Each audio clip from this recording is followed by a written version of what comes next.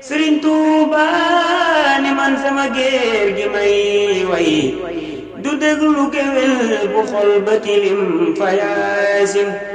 Sëriñ Tuuba ni man sama géer gi may way du déglu géwél bu xol ba tilim fa yaasin.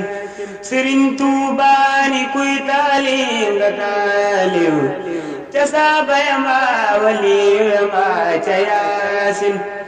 ku way te woyoo ci yonnen mbaa ci waayam araf ya nga way dangeen ko layoo fa yaasin. te yonnen daf ni waaju matag aw way ni warlul naa la aljana faw yaasin. li lee tax man ma digg welam ci baatin di way Cheikh Bamba mbër mi fi wuutu yaasin. li lee tax man ma digg welam ci baatin di way Cheikh Bamba mbër mi fi wuutu yaasin. borom taar ba moo ma jaral di taalif di tuuru ngir li mu doon fa yaasin.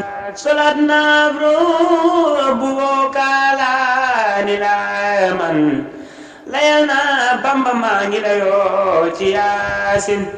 solat naab roobu woo kaalaani laa man layal naa Bamba maa ngi layoo ci yaasin.